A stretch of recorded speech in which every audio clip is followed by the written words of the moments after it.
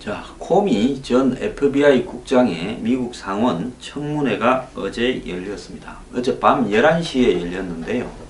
저도 어제 채널을 한번 돌려보니까 대부분의 미국의 채널, 볼룸버그부터 폭스, CNN, CNBC 모든 채널이 이것 중계했습니다. 미국에서 아마 슈퍼볼보다 더 많은 시청률을 올렸던 것 같고요. 그야말로 최대의 화제였습니다. 전철이 텅텅 비었고 이걸 중계하는 술집에 전부 사람들이 몰려들었다라고 이렇게 알려지고 있습니다. 자, 코미의 어제 진술의 핵심은 트럼프가 러시아 게이트, 간단하게 요약하자면 지난 대선에 자신의 측근을 러시아에 접촉시켜서 러시아가 해킹을 해서 그걸 갖다가 어센지 같은 위키리크스에 보내서 폭로를 하는 과정에서 트럼프 정부가 도와달라고 했느냐 내지는 알고 있었느냐 러시아에 협조를 요청한 게 있느냐 이런 부분들이 핵심적인 내용일 겁니다. 그런데 지금 트럼프한테는 그런 러시아 게이트에 트럼프가 연루되었다 안 되었다 하는 문제가 아니라 수사 대상은 아니다라고 확인은 했습니다. 중요한 것은 트럼프가 코미를 독대했을 때 코미에게 마이클 플린 등 그때 당시 백악관 NSC 외교안보보좌관 등 자신의 측근에 대한 러시아 게이트 수사를 중단하라고 미국의 사법기관의 행사를 그러니까 수사 행사를 방해한 게 있느냐라는 부분이 이번 이 코미 정언의 핵심이었습니다. 미국에는 사법방해는 중대한 어떤 범죄로 치부되고 있고 트럼프가 사법방해를 했다라는 증거가 명백하게 확인된다면 트럼프는 탄핵을 피할 수 없을 거라고 보입니다. 문제는 코미가 자신이 트럼프를 만나고 와서 메모를 작성해서 그것을 친구를 통해서 교수를 통해서 언론에 흘리고 또 이번에 청문회에서 공개하고 청문회 하루 전에 또 별도로 공개하고 이렇게 했지만은 이 코미의 말이 100% 사실인가 하는 것은 지금 뮬러 특별검사가 임명되어 있기 때문에 이 특별검사의 조사를 거쳐서 확인이 입증이 되어야 사법방해죄가 성립이 되는 겁니다. 오늘 한 신문에는 미국의 살림의 여왕이라고 전세계 살림의 여왕 원조인 마사 스튜어트라는 여자가 2004년에 징역 5개월을 살다 나왔는데 내부 정보를 이용해서 주식 거래를 한 혐의를 받고 있었는데 이것이 실형 이유가 아니라 조사를 받다 관련자와 입을 맞춰 수사를 방해하고 조사관에게 허위 진술을 했다라는 게 본질이었다고 이렇게 말을 하면서 우리는 법정에서 거짓말을 한다든지 수사를 방해하기 위해서 입을 맞추는 부분들은 위정이나 이런 걸로 처벌하고 수사기관에서 자기가 자기 스스로를 지키기 위해서 거짓말을 한 부분은 그걸 가지고 처벌하지는 않습니다. 그런데 미국은 피의자가 수사기관에서 한 거짓말도 허위 진술죄로 처벌을 하고요. 묵비권을 행사하는 것은 용인되지만은 거짓말은 용서할 수 없다라는 부분이 이렇게 미국의 사법체계에 깔려 있습니다. 자, 이런 허위 진술까지를 포함한 것, 우리가 흔히 이야기하는 위계에 의한 공무집행방해 이런 것이 미국에는 사법방해죄라고 이렇게 되어 있습니다. 수사나 재판 절차를 막거나 방해하는 행위를 사법방해로 규정하고 중대범죄로 처벌하고 증거인멸, 허위자료 제출, 증인 출석 방해 같은 행위가 다 포함되며 사안에 따라서 징역 5년에서 10년에 처합니다. 원래 저지른 범죄 자체보다 그 범죄를 숨긴다고 사법방해죄를 저질렀을 때 그것을 더 강하게 처벌합니다. 거기에 따르면 박근혜 전 대통령도 이 3인방 정윤회 찌라시 때 사법방해를 한 게 되고 우병우 수사에도 사법방해를 한 게 되는 겁니다. 자, 한국에는 이 사법방해죄가 제대로 적용되어진다면 대통령이나 역대 대통령이나 역대 검찰총장, 법무부 장관 중에 깜빵 안 갈 사람이 하나도 없다라고 저는 생각을 합니다.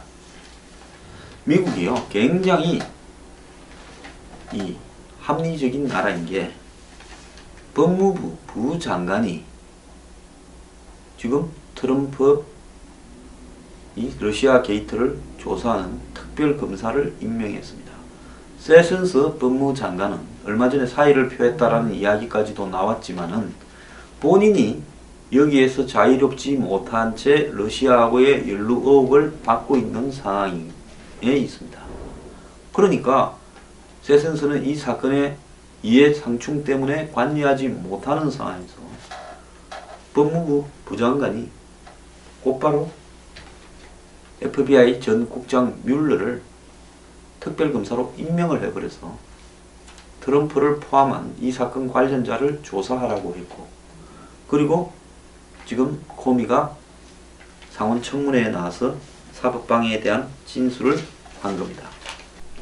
우리가 잘 아는 미국에서 우리가 기억하는 하야를 한 유일한 대통령으로 지금 생각하는 닉슨도 워터게이트라는 이 호텔 도청을 하다가 그 도청을 지시해서 내지 도청에 직접 관련된 것이 확인되어서 하야한 것이 아니라 도청 사건에 대한 수사를 방해했다라는 사법방해죄였던 겁니다.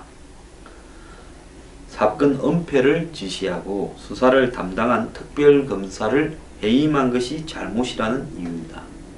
빌 클린턴도 케네디 스타 특별검사가 임명되어서 이렇게 조사를 하는 과정에서 불륜을 저질렀다라는 게 문제가 된 게 아니라 대통령 불륜이 무슨 탄핵 사유겠습니까? 코미는 이번 청문회 정언을 하루 앞두고 서면을 통해서 트럼프 대통령으로부터 수사 중단을 요구받았다고 사전에 폭로를 했습니다. 트럼프가 대통령 임무 수행을 방해하는 구름을 걷어달라라는 말을 했다고도 폭로를 했습니다. 사실이라면 탄핵이 될 수 있는 핵폭탄급 정언이다 라고 이야기를 하고 사법방해죄가 아니냐라는 논란이 일고 있습니다. 자, 3시간쯤 진행된 어제 청문회에서 기본 요지는 1월 6일 트럼프 타워에서 트럼프를 처음 만나고 나왔는데 독대를 했는데 뭔가 예감이 불길해서 대화를 기록해야 되겠다라는 의무를 느껴서 오바마를 만날 때는 그런 느낌이 안 들었는데 그날은 이상했던 겁니다. 그래서 1월 6일 트럼프가 취임하기 직전에 트럼프가 있던 트럼프 타워에서 만났을 때부터 대통령과의 1대1 대화는 메모를 해야 되겠다라고 이렇게 생각을 하고 이제 그때부터 기억을 이렇게 더듬어서 메모를 했다고 합니다. 1월 27일 백악관의 그린룸에서 트럼프가 거래를 하고 싶어 하는 것처럼 느껴졌다. 이렇게 표시를 했습니다. 이 장면이 나오죠. 이 여러 사람 서 있는데 트럼프 앞으로 코미가 가서 인사하니까 트럼프가 손을 들어서 이렇게 악수를 하는 장면이 나오는데 그때 이후에 둘이서 이제 방에서 독대를 했습니다. FBI 계속 하고 싶냐? 많은 사람이 그 자리를 탐내는데 나는 충성을 원한다 이렇게 말했고 코미는 대통령을 정직하게 대하겠다라고 말을 했습니다. 이 배경에는 보면요. 코미가 힐러리의 이메일 게이트에 대해서 문제가 없다고 덮어버렸다가 대선 한 일주일 전쯤에 문제가 있다 수사를 재개하겠다 추가로 발견된 이메일에 대해서 조사하겠다 했다가 또 대선 직전에 별거 없다고 이야기를 했습니다. 사실 코미 이 사람도 좀 오락가락 하고 있습니다. 미국의 투자은행에 뭐 사회이사도 하고 또 로펌에 근무하기도 한 변호사 출신인데 뭐 검찰 경력도 있습니다. 근데 이 사람도 지난 대선 과정에서 보인 행보를 보면 상당히 정치 지향적이거나 좀 그런 사람인 것은 분명합니다. 자, 2월 14일 날 백악관 집무실에서 고위급 회의가 끝나고 다들 줄줄이 나가는데 트럼프와 남는 게 이 트럼프와 코미만 남는 게 불안한지 세슨스와 사이 쿠슈너가 미적거렸는데 트럼프가 다 나가 있으라 해놓고 이 일에서 손을 떼길 바란다라고 말을 했다고 합니다. 펄리는 좋은 사람이니까 수사에서 손을 떼라. 이때 비서실장이 이 문을 열고 들어왔고 문 앞에는 많은 사람이 서성거리며 기다리고 있었다라고 자세하게 적기도 했습니다. 자, 이런 전체적인 상황을 진술을 했는데요. 코미는 트럼프가 러시아 게이트 사건에서 벌린도 조사하지 말고 손을 떼고 너 그 자리 잘리기 싫으면 내 말 들으라 이렇게 말했다고 하는 게 요지입니다. 자, 그런데 이것이 이제 사법방해죄에 해당되느냐라는 부분에는 여러 가지 논란이 있고 또 더 나아가서 이것은 코미의 말이기 때문에 코미가 녹취를 하거나 이런 건 아닙니다. 대통령하고 만나면서 녹취를 할 수 있겠습니까? 트럼프가 녹취를 했다면 할 수 있겠죠. 그래서 한때는 또 트럼프가 녹취를 하지 않았나 이런 이야기가 있어서 코미가 녹취가 있으면 공개해 달라고 말을 하기도 했습니다.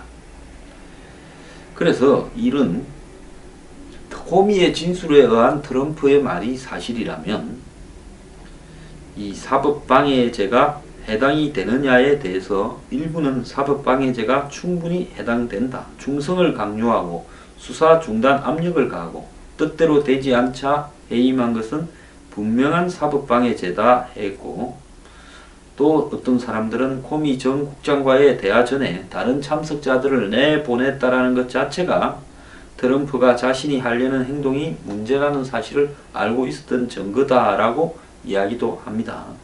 또 다른 사람들은 트럼프가 코미에게 수사를 끝내라고 명령을 명확하게 하지 않았고 재량권 행사를 허락했기 때문에 코미의 주장만으로 그것을 부당한 압력이라고 보기는 어렵다라고 이렇게 이야기도 합니다. 미국에서 사법방해죄가 입증이 되면 탄핵소추 발의 및 의결 사유가 될 수 있습니다. 닉슨도 클린턴도 이것 때문에 탄핵이 발의되어서 당시 하원을 통과해서 상원 표결을 기다리는 상황에서 그만두거나 아니면 하원은 통과했는데 상원에서 부결을 되거나 했죠. 근데 미국에서 대통령 탄핵은 쉽지 않습니다. 이 연방 하원 과반이 동의해야 탄핵안이 상원으로 넘어가고 상원 출석 의원 3분의 2가 찬성을 해야 탄핵이 결정됩니다. 상원에서 연방대법원 수석재판관이 심리를 이끌고 상원 의원들 손에 의해서 표결로 탄핵이 결정되는데요.